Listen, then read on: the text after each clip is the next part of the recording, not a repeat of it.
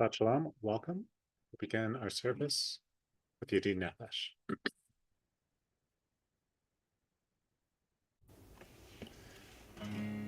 Yedid Nefesh Harachana V'Shochata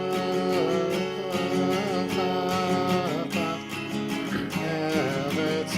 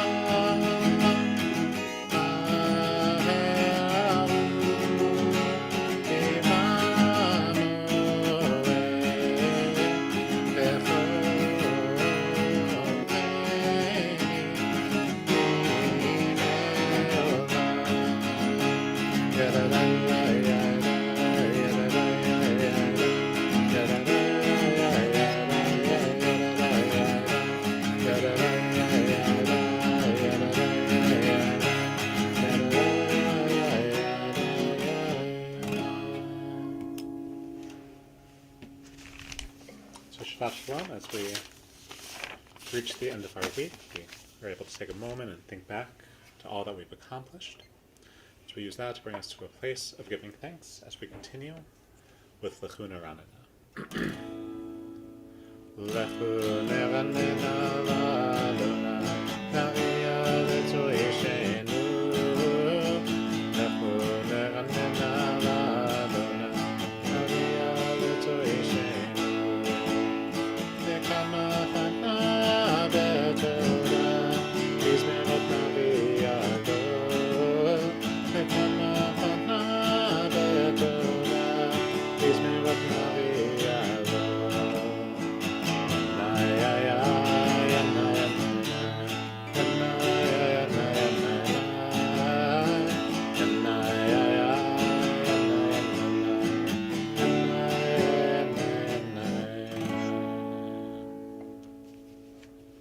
Next we'll continue with Or Zarua La Tzadik. Or Zarua La Tzadik Ulekish Lev Simcha.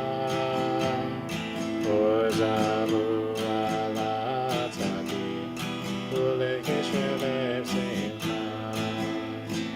Simchut Tzadikim Adonai Tehudu Lezev Kodsho. Simchut Tzadikim Adonai Tehudu Lezev Kodsho. So next we'll rise as we continue with Psalm 29.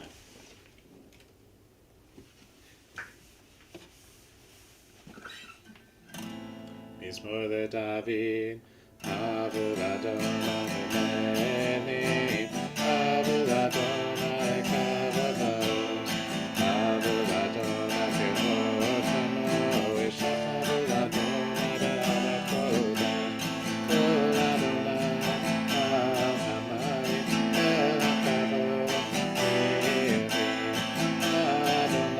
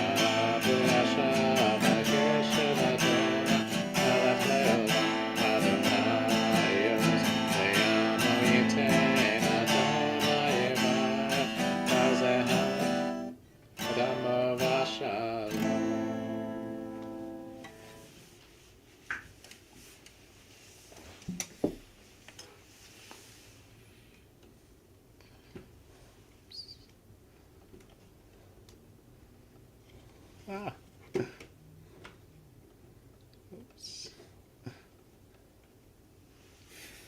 So we'll continue with Lechato Diaz. We welcome in the presence and peace of Shabbat. Just take a moment to fix the camera there.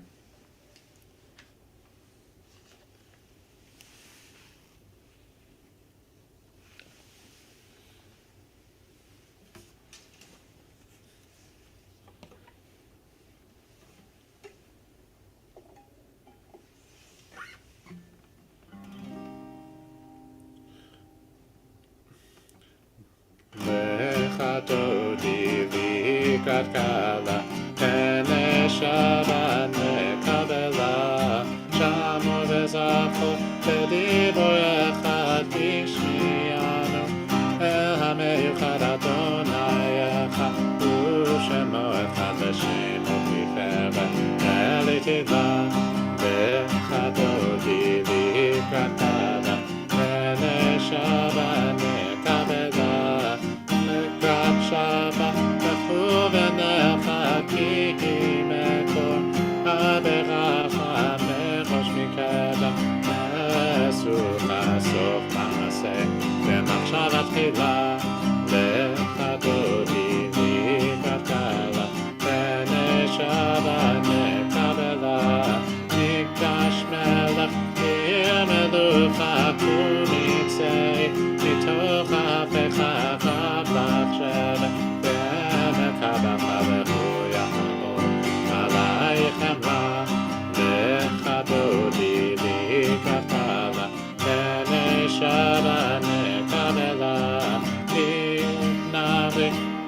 מקדש מלך עיר מלוכה קומי צאי מתוך ההפכה קבח שבר בעמק קבחה והוא יחמוד עלייך חמלה לכבודי לקראתה פני שבת נקבלה תנבא מהפקומי נפשיביקם תפארתך מעל ידי פן פרצי ונשמחה ונגילה לכבודי לקראתה פני שבת נקבלה תתעוררי כי באורך קומי אורי אורי אורי שידבר בכבוד אדוני עלייך נגלה לכבודי לקראתה פני שבת נקבלה לא תבושי ולא תקמי מה תשתוקקי ומה תעני אך יחסו אני ומפנתה תהייתי לך כבודי לקראתה פני שבת נקבלה והיום שיסה שוסייך לרחקו פה מבלייך יסיס עלייך אלוהיך ימסוס חטא נתנה קלה לך כבודי לקראתה פני שבת נקבלה ימין ושמאל תפרוצי ואת אדוני תריצי על ידי איש פן פרצי ונשמחה ונגילה לך כבודי לקראתה פני שבת נקבלה. We rise and face our entrances. Glory to Shalom, Atevela, Adesinta, Uratzala, Tochamone, Asekula, Loichala, Loichala, Lecha, Kodi, Likrakala, Pene Shabbat, Nekabela.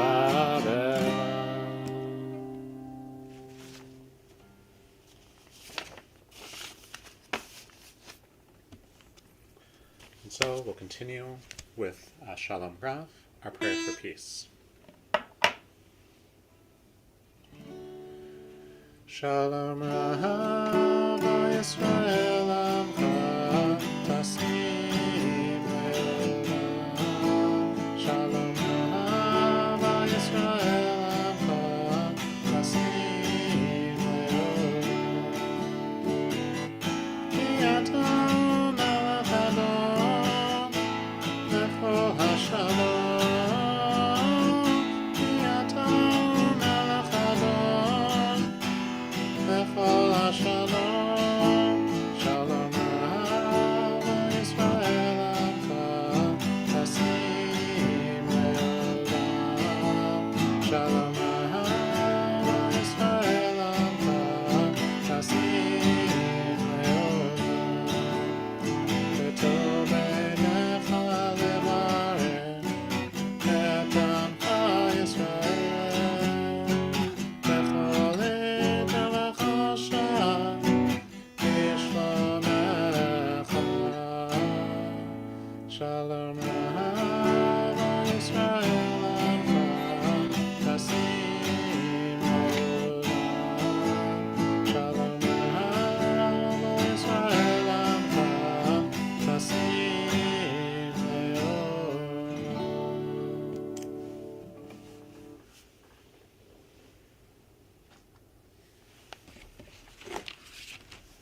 So Shabbat Shalom. Thank you and welcome. Thank you for joining. And so tomorrow morning we'll be reading from Parashat Va'era, the second Torah portion in the book of Exodus, as we then continue on the story of the Israelites leaving Egypt. And it reminded me of the way that when I was a camp counselor, my boss, the assistant director, really encouraged us, whenever possible, to say yes. And so, of course, we were leading outdoor trips, doing road trips around the southeast. And so, for many of the questions that would come up, the question of safety meant that we'd have to say no. You know, if a kid came up and said, "Oh, can I go running across these dangerous sharp rocks?" Of course, we would say no. But it was trying to at least encourage us when it came to some of the sillier things of saying, you know, if we can play this type of game, to this sort of activity with all of the campers, to, you know, have this for a dinner that we had to cook ourselves, that as long as it was safe, that the assistant director was encouraging us to learn to say yes. And I think one of the goals was that my boss didn't want the power of being in charge of these kids to go to my head or to the head of our other staff members. And this, in some ways, of course, has that balance that we see a lot of parents struggle with today, as we want to give kids more say in what they're doing. We want to be, in some ways, more open to letting them share their input. But it's also the recognition that even if we were stricter, there's no question that as teens, they would have still found ways to manipulate us to get their way. That they would learn if it's better to ask for something in the morning versus at night. For these trips, we also had to drive on the bus. So, you know, do you ask while the person's driving a bus because they're paying less attention, or will be more likely to say yes? Or is it something that's stressful, makes them less happy, and so it's going to put them in a mood to say no? And to be able to find out those small quirks that in different situations will either be more permissive or less permissive. And so it seems like in our Torah reading, Parshat Va'era, God is encouraging Moses to similarly test the boundaries of Pharaoh. That as we have the 10 plagues and Moses continually asking Pharaoh to let the Israelites go, we see this happen in many situations. We see Moses wake up early in the morning to meet Pharaoh as he's going towards the Nile. And in one of my favorite interpretations, this is the idea that, you know, Moses, or that Pharaoh, in giving this image as a god, you know, had to sneak away early in the morning to go to the bathroom, you know, to give this image that he was divine.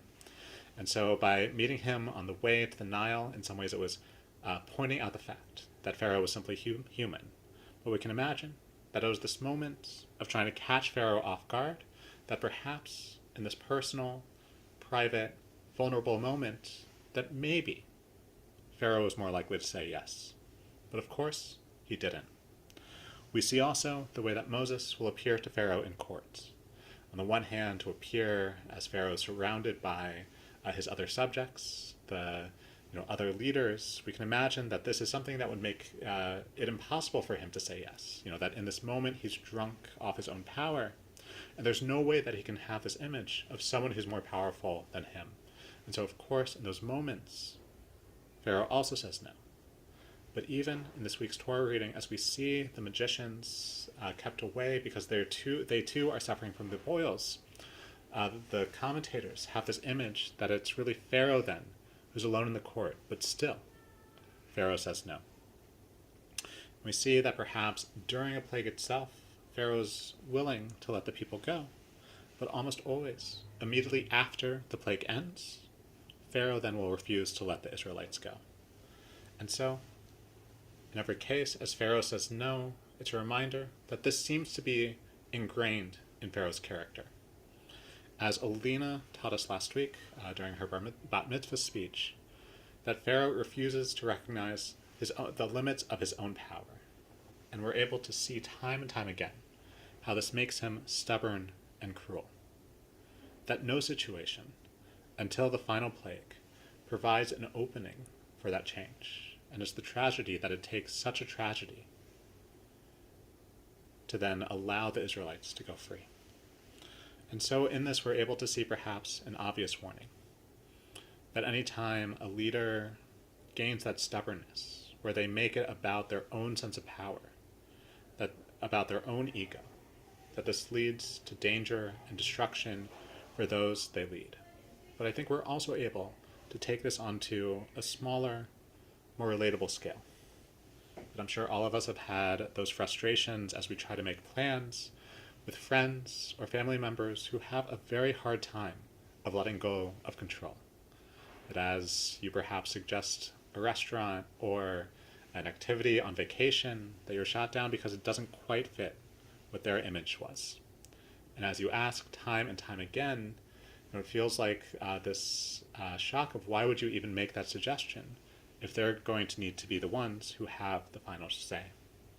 Now we can also then look inward and ask, well, how are we able to let go of control? That as we think about what we want to do, as we make some of our plans with others, when are we willing to essentially be firm in wanting to make sure that we do what we need?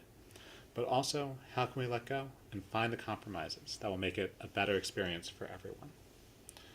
And so it's that moment then of being able to recognize and realize, are there moments where we're stubborn simply because of ego? Is it something that we just need to be the one to plan it because we want to be the ones in charge? As well as thinking about, are we letting some of these opportunities go to our head? That when we find ourselves in a new position of leadership, in a new position of influence over others, are we keeping our ears open? Or are we turning more inward and only thinking about what we want? And then in some ways then actually no longer being the leader that we were chosen to be. And so instead of having it be that full turn inward, that is asking us to shift towards a different type of confidence. One that's based on recognizing our own needs and being able to have the bravery to share it. That when we think about those situations in planning a vacation with a particularly difficult person, that we're able to say why a certain destination or activity is really important with us. Being able to really explain perhaps then in those moments when we have a strong preference for what we'll have for dinner or what restaurant we'll go to, that we're able to say that with confidence and understanding. But of course, that we're then also able to open our ears for truth. That sometimes our wants and preferences may be weaker than the needs of those around us. And that as I think back to some of my experiences leading those summer trips, that of course, for every moment that we had to say yes, that sometimes the truth and reality of keeping the kids safe meant that of course the staff would have the final word to say no. And so I hope that we're able to then open up our ears and listen and understand to be able to then learn so that we can then all learn to say yes.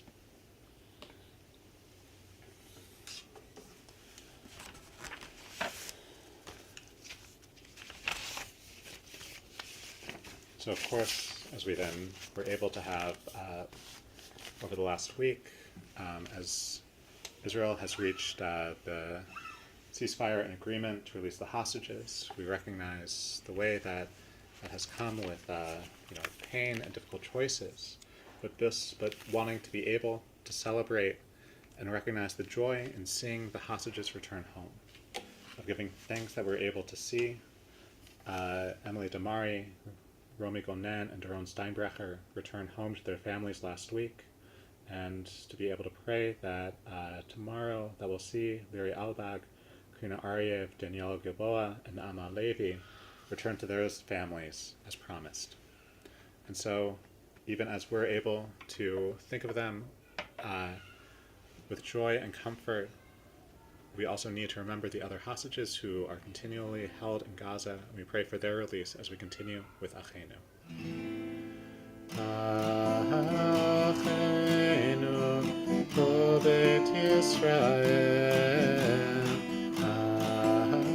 Achenu, Ko Bet Yisrael. Hanetuni betzava, betzava uvashivya, haomlim ben bayam uven bayavasha. Hamakom yira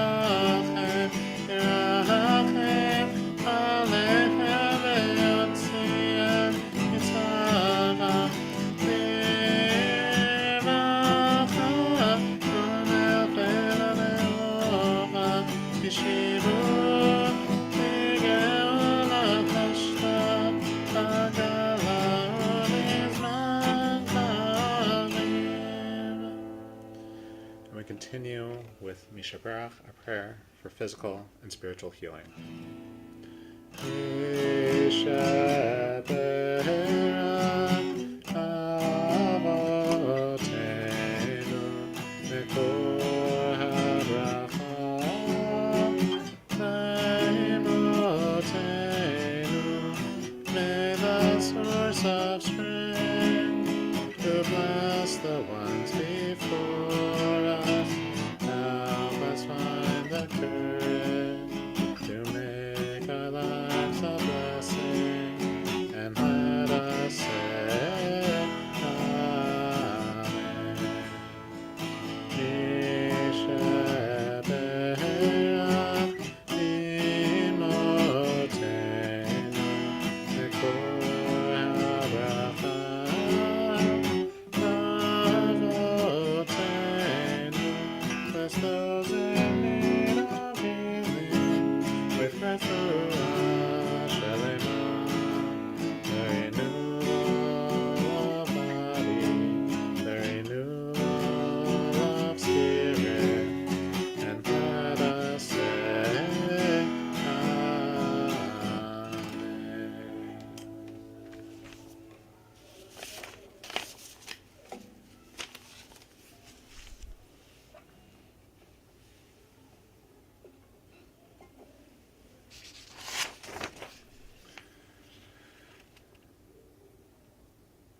So this week in our Har'el community, we're remembering Guido Manel Friedensohn, mother of Cecilia Ergas, Morris Wilson, father of Alan Wilson, Ari Schultz, brother of Sidney Schultz, Frank Leonard, brother of Carol Leonard, Jeremy Katzen, brother of William Katzen, and Saul Sachs, father of Anne Sachs. We pray that their memory may be for a blessing. We continue evoking the end of Mourner's Kaddish with Oseh Shalom. Oseh Shalom b'mroma, Yaseh Shalom aleinu, ve'al Yisrael, ve'imehu amen. Yaseh Shalom, Yaseh Shalom, Shalom aleinu ve'al Yisrael, Yaseh Shalom, Yaseh Shalom, Shalom aleinu ve'al Yisrael, Yaseh Shalom, Yaseh Shalom, Shalom aleinu ve'al Yisrael, Yaseh Shalom, Yaseh Shalom, Shalom aleinu ve'al Yisrael, Yaseh Shalom, Yaseh Shalom, Shalom aleinu ve'al Yisrael, v'imehu, v'imehu, amen.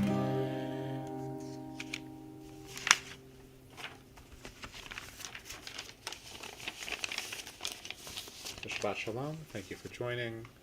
And so, as I say, there are in-person services tonight at 6 p.m., but if you're watching, I'm guessing you're not going to come to that also.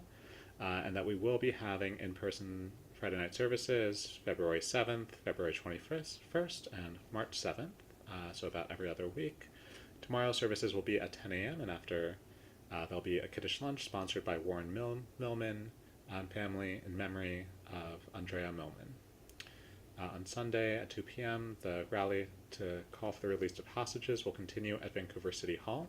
We're continuing to look for a few more volunteers or volunteer drivers for food deliveries through the JFS Food Hub. So the information for that went out in Har'el this week. Also on Sunday at 11 a.m. will be a session, More Than Kiddush, learning some tips, activities, ideas of the way to make Shabbat and Shabbat dinner more meaningful for kids and for you and your families. Looking further ahead, the next Har Elder Seniors Lunch will be Wednesday, February 12th at noon, where we'll be hearing from Alana Wenner, one of the directors at the Jewish Museums and Archives of BC. And so go ahead and sign up for that. And I guess we're getting closer. So the next Sisterhood talk will be Monday, February 3rd at 7 p.m. on Zoom about a woman's healthy heart. And that's all we need for right now. So, Shabbat Shalom will conclude with fish hamriel and grape juice, but no challah this week. V'shamru b'nei Yisrael Shabbat la'asut et ha'shabbat לדורותם ברית עולם. ביני ובין ישראל אותי לעולם, אותי לעולם, אותי לעולם. ושמרו בני ישראל שבת לעשות את השבת לדורותם ברית עולם. כי ששת ימים עשה אדוני את השמיים ואת הארץ ושמרו בני ישראל את השבת לעשות את השבת לדורותם ברית עולם. וביום השביעי שבת וינפש, שבת וינפש, שבת וינפש ושמרו בני ישראל את השבת לעשות את השבת לדורותם ברית עולם. ברוך אתה אדוני אלוהינו מלך העולם בורא פרי הגפן.